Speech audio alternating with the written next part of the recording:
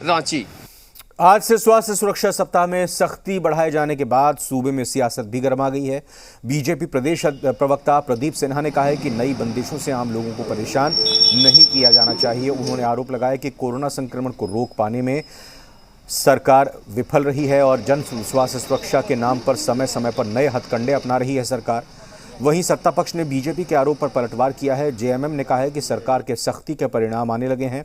वहीं कांग्रेस ने कहा है कि सभी से विचार विमर्श कर ही राज्य सरकार ने 12 दिनों के लिए सख्ती बढ़ाई है। पाने में बुरी तरह से विफल रही इस सरकार ने समय समय पर जन स्वास्थ्य सुरक्षा के नाम पर नए नए हथकंडे अपनाए। उसके बावजूद संक्रमण के दर में कोई कमी नहीं आई। सरकार ने जुमलेबाजी की कि जीवन भी चले और जीविका भी चले। उसका प्रभाव दिखता हुआ नजर नहीं आया, क्योंकि संक्रमण जिस तेजी से बढ़ा वो गांव तक पैर पसारता हुआ नजर आने लगा है।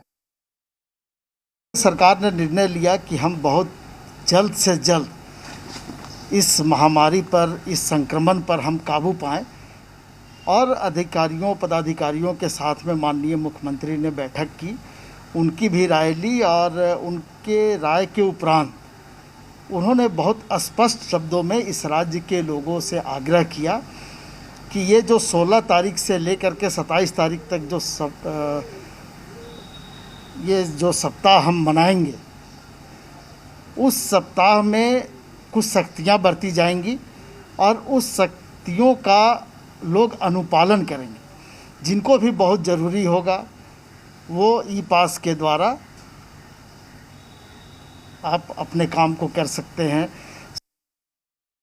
देखिए, स्वास्थ्य सुरक्षा सप्ताह के परिणाम सामने आने लगे हैं। जिस प्रकार से संक्रमण का दौर जो है वो अपनी कमी की ओर अग्रसर हो चुका है और आज जो आंकड़े आए हैं वो सुखद हैं और इसी चीज़ को लेकर के सरकार चिंतन मनन करती रही और लगातार संवेदनशील सरकार होने के नाते, चाहे वो मुखिया हो, प्रधान हो, विधायक हो, सांसद हो, तमाम लोगों से विचार विमर्श के बाद सरकार ने यह निर्णय लिया कि थोड़ी सख्ती अगर हम 12 दिनों की ओर बढ़ा दें तो झारखंड कोरोना मुक्त होने की ओर अग्रसर हो जाएगा।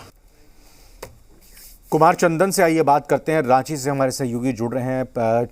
झारखंड और राजधानी रांची के कोरोना का हाल जानेंगे, जो पॉलिटिक्स हो रही है उस पर भी बात करेंगे। सीधा चलिए पहले राजनीति की बात कर लेते हैं, क्योंकि कोरोना का मामला राजनीति से भी जुड़ा हुआ है, या कहें कि कोरोना को लेकर ही राजनीति हो रही है। समझ ये नहीं आ रहा कि आखिर विपक्ष ऐसी कौन सी बात है जो उसको पसंद आ रही है सरकार की। हर बात में विपक्ष कमी निकाल रहा है, हर बात में विपक्ष कहीं ना कहीं सवाल खड़े कर रहा है। हम लगातार देख रहे हैं, जब लॉकडाउन लगाया नहीं गया था तो कहा जा रहा था क्यों नहीं लगाया जा रहा, जब लगाया गया तो कहा जा रहा है कि क्यों लगा दिया। अब जब उसमें नियम कायदे और सख्ती बढ़ाई गई है ताकि इसको कंट्रोल किया जाए तो फिर अलग तरह की बात उठाई जा रही है। दूसरी तरफ सरकार का भी मैं यहाँ पर जानना चाहूँगा पक्ष, सरकार ने क्यों कोशिश नहीं की, क्यों पहल नहीं की तमाम विपक्षी दलों को एक साथ बिठाकर एकजुट होकर फैसला लेने की।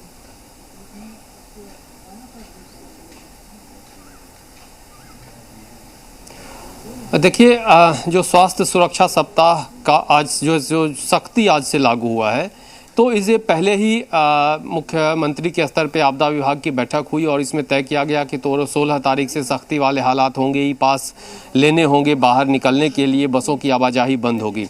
और जो विपक्ष की तरफ से जो सवाल उठाया गया है वो ये कहा जा रहा है कि जो हथकंडे अपना रही है जन स्वास्थ्य सुरक्षा के नाम पे राज्य सरकार और संक्रमण थम नहीं रहा है, तो ये निश्चित तौर पे कहा जा सकता है कि राज्य सरकार की तरफ से ये कोशिश की गई है कि लोग घरों में रहें लेकिन लोगों को परेशानी भी न हो। अगर किन्हीं को आवश्यक काम से जाना है तो वो ई पास अप्लाई करें और उन्हें ऑनलाइन ई पास मिल जाएगा और फिर वो ई पास लेकर ज़रूरी काम है उसके लिए जाएँ। अगर किन्हीं को घर से कुछ 2 घंटे के लिए भी जाना है तो उसके लिए ई पास का आवेदन करें।